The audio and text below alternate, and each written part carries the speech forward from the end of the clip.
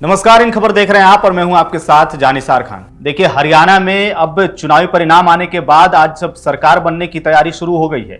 जल्द ही ताजपोशी होने जा रही है और अब अटकलें ये भी लगाई जा रही हैं कि दोबारा नायब सिंह सैनी को मुख्यमंत्री बनाया जाने वाला है। जी हां, आपको बता दें कि जो कल परिणाम निकल करके सामने आया उसमें साफ तौर पर देखा गया कि किस तरीके से बीजेपी ने बैक किया और उसके बाद से जिस प्रकार से कांग्रेस के रुझान आने शुरू हो गए थे, उसके बाद से बीजेपी के 48 सीटें उनके खाते में आ गई और बीजेपी को पूर्ण बहुमत मिल चुका है हरियाणा में। और वहीं आपको बता दें कि कांग्रेस को यहां पर मात्र 37 सीटें मिली और आईएनएलडी की बात करें तो 2 सीटें मिली, वहीं निर्दलीय को कुल 3 सीटें गई हैं। ऐसे में अब ताजपोशी की तैयारी शुरू हो गई है और बीजेपी के खेमे में जश्न का माहौल दिख रहा है। आपको बता दें कि इस चुनाव के दौरान और जब चुनावी परिणाम आए हैं उस दौरान कई महत्वपूर्ण तथ्य निकल करके सामने आए हैं, कई रिकॉर्ड्स बने हैं। आज हम इस वीडियो में उसी रिकॉर्ड्स के बारे में बात करेंगे, उसी तथ्य के बारे में आपको बताने जा रहे हैं। सबसे पहले हम अगर बात करें आपकी कांग्रेस और बीजेपी के वोट प्रतिशत को लेकर के, तो कहा जा रहा है और जो आंकड़े निकल करके सामने आए हैं कि हरियाणा के इस चुनाव में कांग्रेस और बीजेपी दोनों ही दलों की सीटों में बढ़ोतरी हुई है। पिछले बार के अगर आप तुलना में देखेंगे तो इस बार कांग्रेस और बीजेपी दोनों की सीटों की बढ़ोतरी हुई है। वहीं कांग्रेस का पिछले चुनाव की तुलना में वोट प्रतिशत भी बढ़ा है, क्योंकि जो आंकड़े निकल करके सामने आए हैं उसमें साफ तौर पर देखे जा रहे हैं कि कांग्रेस के वोट प्रतिशत बढ़े हैं। कांग्रेस को इस चुनाव में लगभग 39.9% वोट कुल मिले हैं, जो कि पिछले आंकड़े से ज्यादा हैं।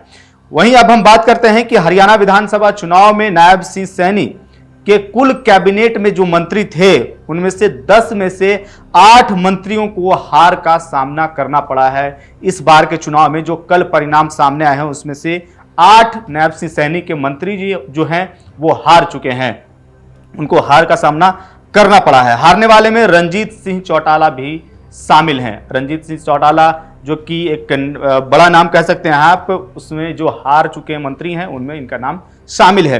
अगला अगर हम जो तथ्य देखें उसमें आप बात करते हैं हरियाणा में इस चुनाव में महिलाओं को लेकर के जो जलवा देखने को मिला है, महिलाओं का जो जलवा दिख रहा है इस बार के चुनाव में, वो है कि सभी दलों को मिलाकर के अगर देखा जाए तो कुल 13 महिला विधायक जीत करके इस बार सदन में पहुंची हैं। तो एक बड़ा संख्या है और जिस प्रकार से महिलाओं के सशक्तिकरण की बात होती है, महिलाओं के उद्धार की बात होती है, चुनावी सभाओं में आपने सुना होगा, भाषणों में आपने सुना होगा कि महिलाओं को लेकर के क्या कुछ बातें होती हैं। और इस बार के जब चुनावी परिणाम सामने आए हैं तो उसमें साफ तौर पर देखा जा रहा है कि 13 कुल महिला इस बार सदन में विधायक बनकर पहुंची हैं। और इसमें एक नाम बड़ा ही चर्चे में जो इस बार रहा था वो नाम है विनेश फोगाट का। विनेश फोगाट जो कि जुलाना विधानसभा से लड़ रही थी, वो भी इस बार सदन में पहुंची हैं और विधायक चुन लिया गया है उनको। कई लोगों की उनके सीट पर नजरें थी, कई लोगों के आप कह सकते हैं कि पूरे देश भर में लोगों की निगाहें उनकी सीट पर टिकी हुई थी, क्योंकि इस बार काफ़ी चर्चे में वो रही हैं और उन्होंने इस बार जीत दर्ज की है। आगे हम बात करें कि कांग्रेस के उम्मीदवार जो हैं आदित्य सुरजेवाला कैथल सीट से चुनाव जीत गए हैं। वह हरियाणा के सबसे कम उम्र के विधायक बने हैं इस बार। वे राज्यसभा सांसद रणदीप सुरजेवाला के छोटे बेटे हैं और उन्होंने कनाडा से पढ़ाई की है, जाहिर सी बात है। इसके साथ ही शमशेर सिंह सुरजेवाला की तीसरी पीढ़ी की राजनीति में भी अब एंट्री हो गई है। रणदीप सुरजेवाला पहले से ही पॉलिटिक्स में एक्टिव हैं और कांग्रेस के महासचिव पद पर तैनात हैं इस वक्त, और उनके बेटे जो हैं छोटे वाले, वो इस बार चुनाव जीत करके सदन में पहुंचे हैं और सबसे कम उम्र में जो विधायक बनने वाले हैं इस बार वो रणदीप सुरजेवाला के बेटे आदित्य सुरजेवाला ही हैं। आगे हम बात करें कि रघुवीर सिंह कादियान जो हरियाणा विधानसभा के सबसे अधिक उम्र के विधायक होने जा रहे हैं इस बार, क्योंकि उनकी उम्र काफी है और इस बार भी वो चुनाव जीत करके सदन में पहुंच रहे हैं। 80 साल की उम्र में उन्होंने बेरी सीट से चुनाव जीता है। 80 वर्ष, सोच सकते हैं आप।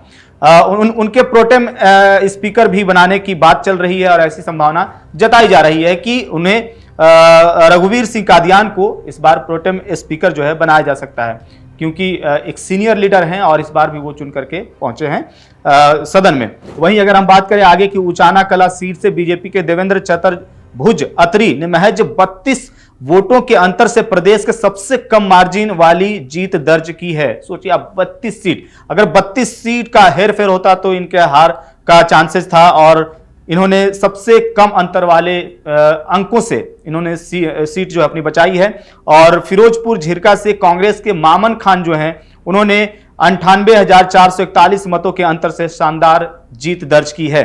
यह हरियाणा विधानसभा चुनाव की सबसे बड़ी जीत कही जा रही है। जो जीत का अंतर है मामन खान का वो काफी ज्यादा है और हरियाणा में इस आंकड़े से ज्यादा किसी ने अब तक जीत दर्ज नहीं की है। इस वजह से जो सबसे कम का मात्रा है, मतलब कि जो 32 वोटों के 32 वोटों से जो अंतर से जीते हैं वह है उचाना कला सीट से बीजेपी के देवेंद्र चतुर्भुज अत्री, और उधर मामन खान हैं जो काफी बड़े मार्जिन से इस बार इन्होंने जीत दर्ज की है। और कांग्रेस के जो ये नेता हैं इनकी कही जा रही है कि कांग्रेस की ये जीत सबसे बड़ी प्रदेश की जीत है।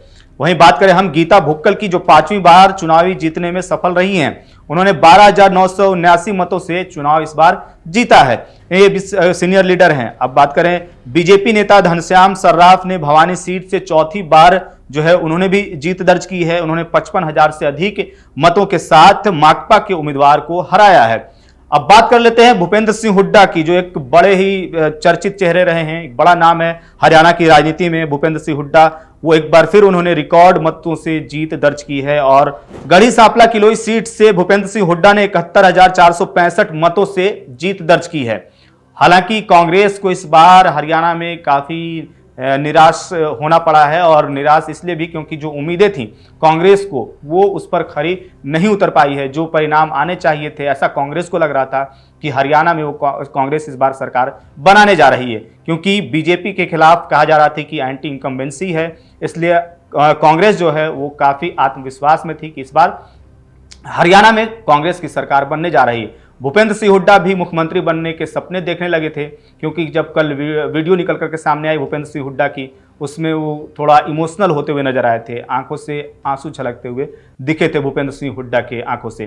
तो साफ तौर पर यह उम्मीद थी भूपेंद्र सिंह हुड्डा को कि एक बार वो मुख्यमंत्री की कुर्सी को फिर से संभालने जा रहे हैं। हालांकि ऐसा नहीं हुआ और उनके सपने पर पानी फिर गया है। इस पूरे मामले पर आपकी क्या राय है, क्या कहना चाह रहे हैं आप, कमेंट बॉक्स में हमें जरूर बताएं।